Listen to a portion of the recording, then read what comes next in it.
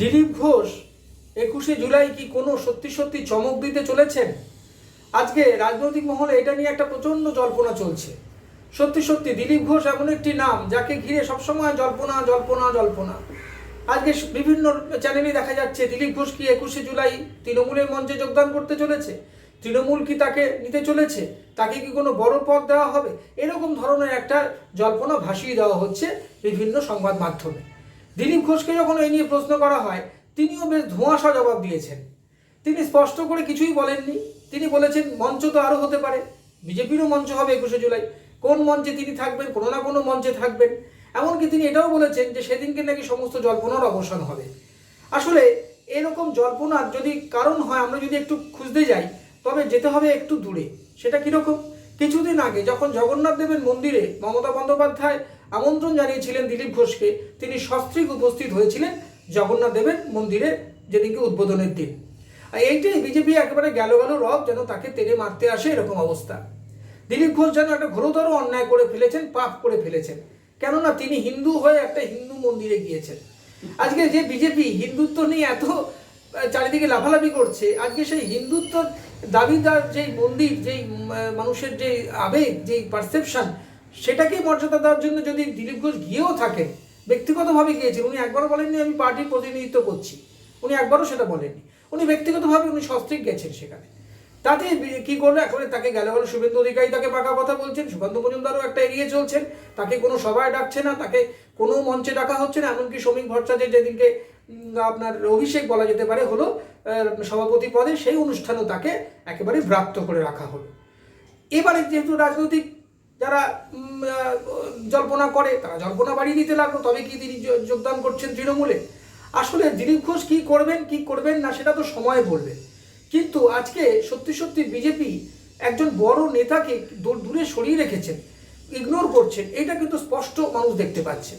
আজকে অনেক বিজেপি পক্ষপাতিত্ব করে, বিজেপিকে পৃষ্ঠপোষকতা করে এমন লোকও এটা কিন্তু মানতে পারছেন না।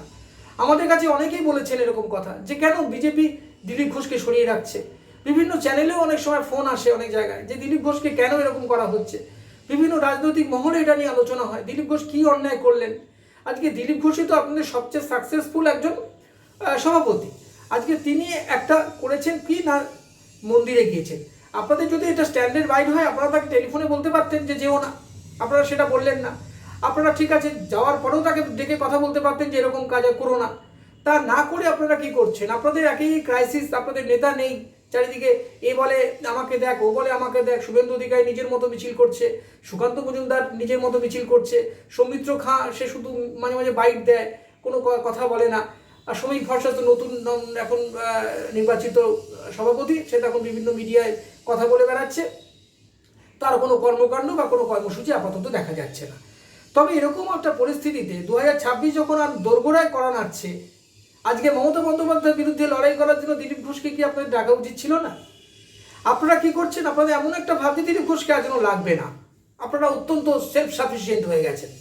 সত্যি যদি সেলফ সাফিসিয়েন্ট হতেন, তবে এই লোকসভা ভোটের পর 11টা উপনির্বাচন হলো, তারা একটা তো জিততে পারলেন না কেন?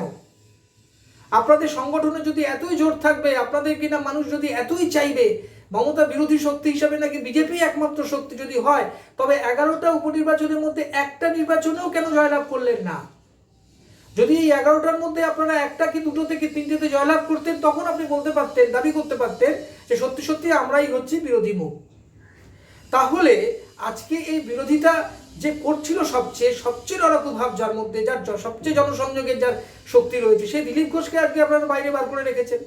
ফলে এই নিয়ে রাজনৈতিক মহলে জল্পনাটা সুযোগ দিয়ে দিচ্ছেন আপনারা যদি যেদিনকে শ্রমিক ভট্টাচার্যের অভিষেক হলো রাজ্য সভাপতি পদে, সেই অনুষ্ঠানে যদি দিলীপ ঘোষকে পাশে নিয়ে আপনারা অনুষ্ঠানটা করতেন, তবে কিন্তু আজকে এই প্রশ্নগুলো উঠতো না, আপনাদেরও বিব্রত হতে হতো না, আজকে দিলীপ ঘোষকেও বিব্রত হতে হতো না বিভিন্ন মিডিয়ার প্রশ্নতে।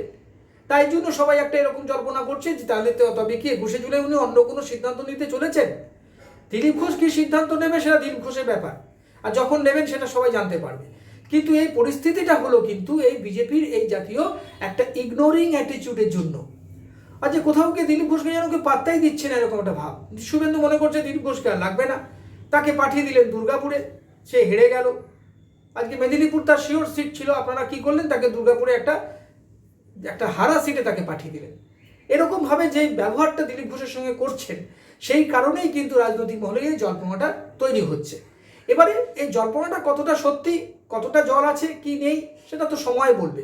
21শে জুলাই কি হতে চলেছে সেটা 21শে জুলাই এলেই আমরা বুঝতে পারবো। কিন্তু এই পার্সপেক্টিভটা তৈরি হয়েছে কিন্তু এই বিজেপির একটা ইগনোরিং অ্যাটিটিউডের জন্য। আজকে বিজেপির মধ্যে এরকম একটা ভাব, সুকান্ত মজুমদার যখন সভাপতি ছিলেন কিছুদিন আগে অবধি, তিনি তাকে ডাকছেনই না, কোনো মিছিল মিটিংয়ে তাকে দেখা যাচ্ছে না, তিনি একাই সর্বেসর্বা। শুভেন্দু অধিকারী তো কাউকে নেয়নি না, তিনি শুধু একাই ফুটেজ খেতে ভালোবাসেন। আর সমীক ভট্টাচার্যকে এতদিন ধরে আমরা দেখেছি শুধুমাত্র স্পোক্স পার্সন হয়ে থাকতে। এখন দেখতে পাবো তিনি কিভাবে গোটা জেলায়, সমস্ত জেলাতে তিনি ঘুরে বেড়ান, কতটা সংগঠন করে সেটা তো দেখতে পাবো আগামী দিনে নিশ্চয়ই।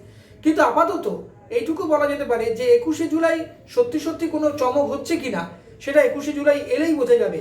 কিন্তু আজকে এই পরিস্থিতির জন্য দায়ী কিন্তু এই বঙ্গ বিজেপি, তাদের ওই ইগনোরিং অ্যাটিটিউডের জন্যই আজকে দিলীপ ঘোষের মতো এরকম একটা লড়াকু নেতা এবং সাকসেসফুল সভাপতিকে আপনারা দূরে সরিয়ে রেখেছেন। তার ফল হয়তো আপনাদেরই রাজনৈতিকভাবে চোকাতে হবে। আমাদের ভিডিও ভালো লাগলে লাইক ও শেয়ার করুন, কমেন্ট সেকশনে গিয়ে জানান আপনাদের মতামত। আরও ভিডিও পেতে চ্যানেলকে সাবস্ক্রাইব করুন। প্রতি মুহূর্তে খবরের আপডেট পেতে প্রেস করুন বেল আইকন।